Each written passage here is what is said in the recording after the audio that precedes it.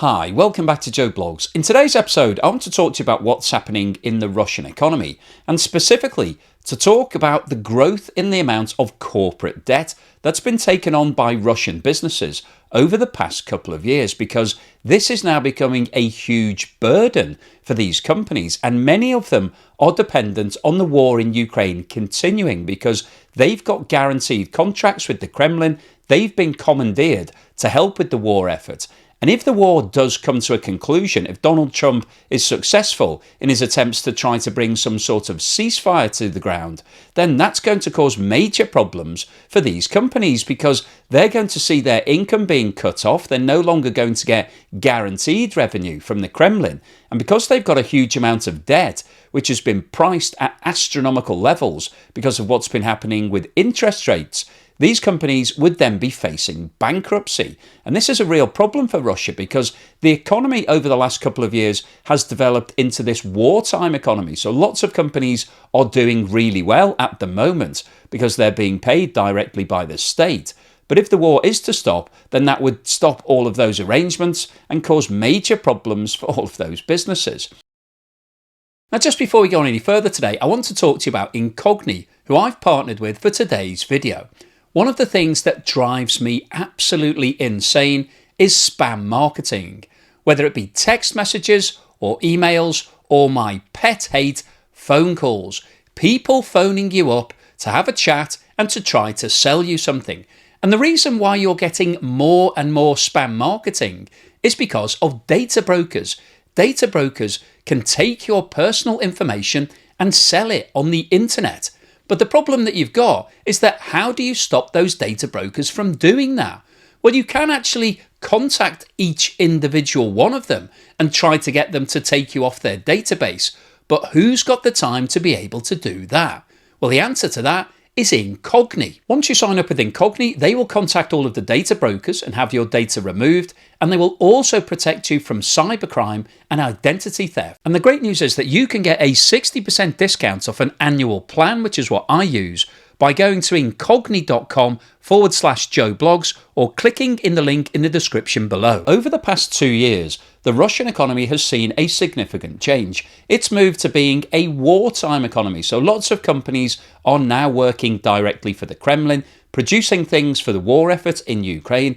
And those companies have expanded rapidly because they're getting guaranteed income. They know that as long as they produce all of the goods they're being asked to do, they're going to be paid. There's no worries about your competitors or anybody else coming in and stealing your business or not being paid because your customers are going bust because everything is coming directly from the state.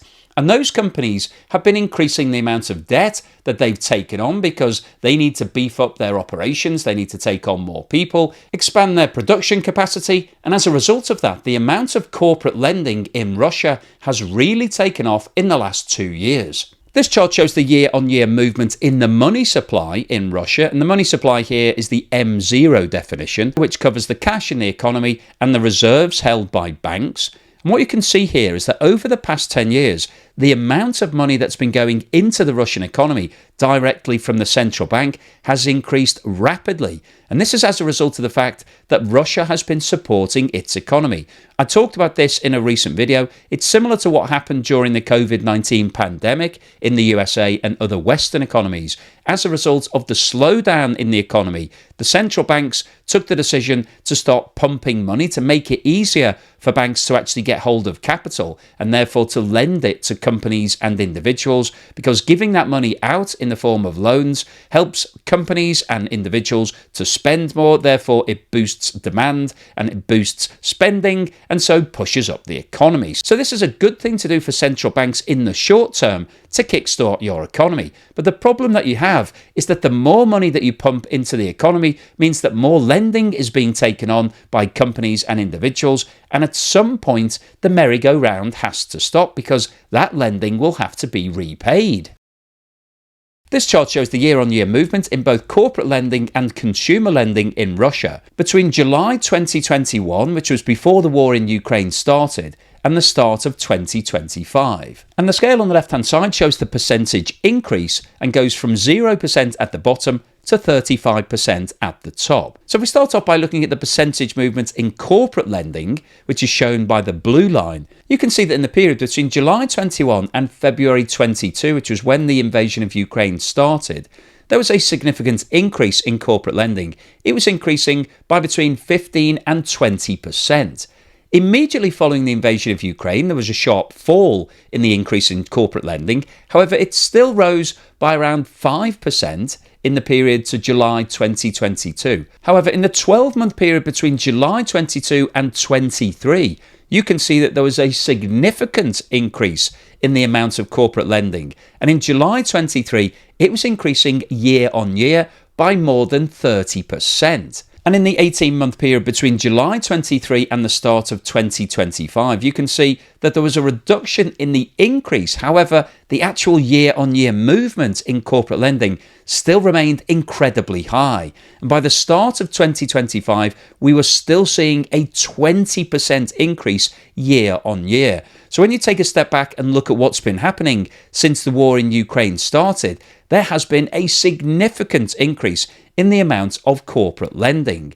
If we now have a look at what's been going on with consumer lending, you can see that there's also been a significant increase over the past couple of years. We're looking at a situation whereby household lending overall has been increasing by more than 10%, and in some years it's actually been up by more than 20%. That is a significant amount of debt for consumers in Russia to be taking on. If we now have a look at this chart, which shows the actual volume of debt that's been taken on by companies in Russia in the period between 2020 and 2024, you can see that there has been a significant and consistent increase in every single year. The scale on the left-hand side of this chart is shown in trillions of rubles and goes from 0 at the bottom to 100 trillion at the top.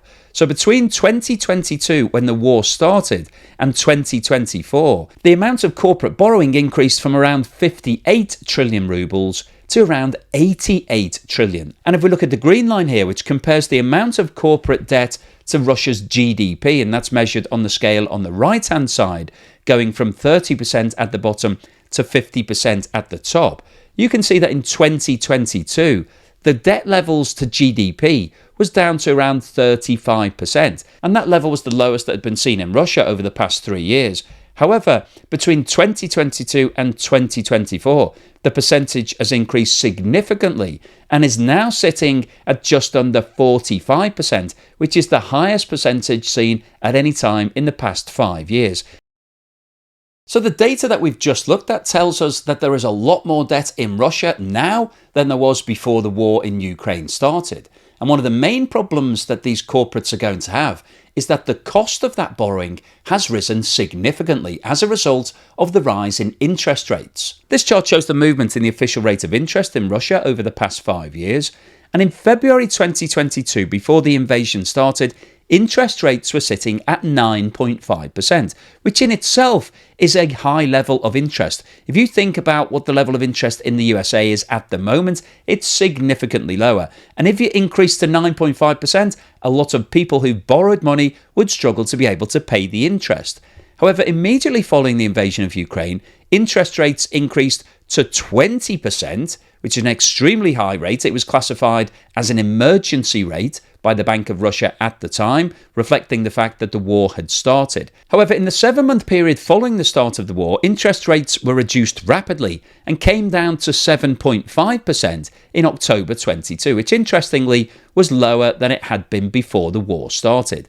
And rates were held at that level until July 2023, when the Bank of Russia started to increase rates again to try to counter what was happening with inflation. And you can see that over the past couple of years, interest rates have risen rapidly and are now sitting at 21%. And that means that corporate borrowers and consumers in Russia who are taking on debt are having to pay interest rates of more than 20% because banks will have to add a margin for their profit on top of the base rate. And that means that all of these companies and people are going to struggle to be able to even pay the interest on these loans. So what's the summary and conclusion today?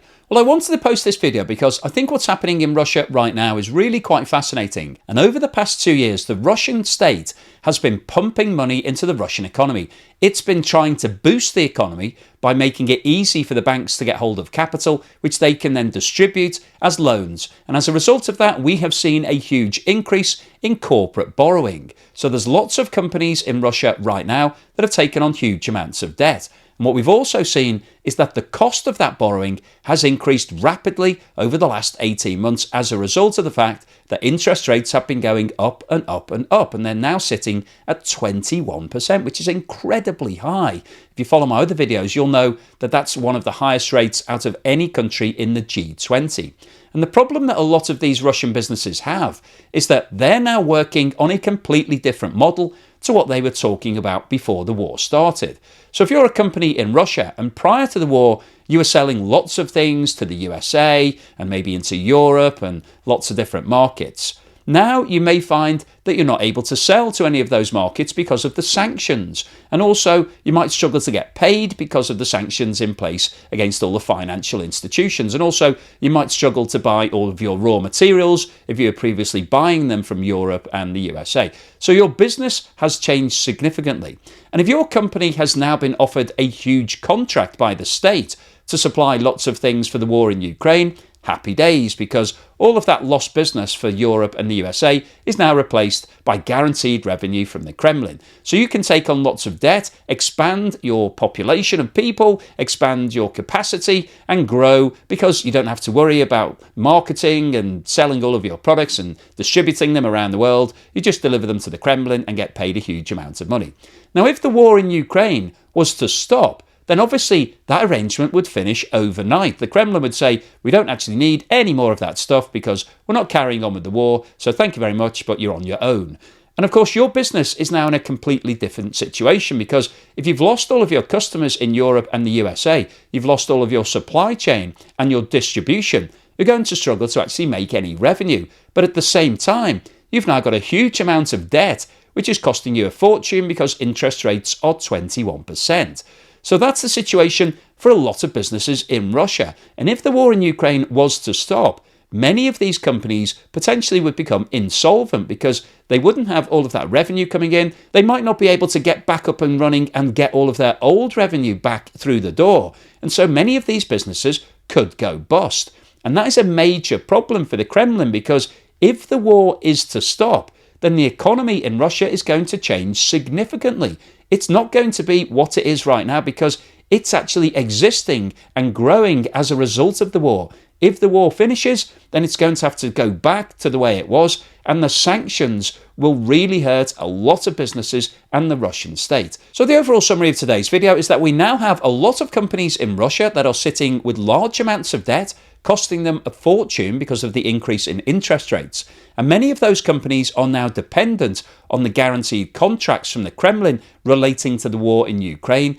If the war in Ukraine does come to an end at some point in 2025, many of these businesses are going to struggle. They won't be able to afford to pay the interest or pay back the debt, and that's going to represent a serious problem, not just for those businesses, but also for the Russian economy. So hopefully you've enjoyed today's video, you found it useful, informative and thought-provoking.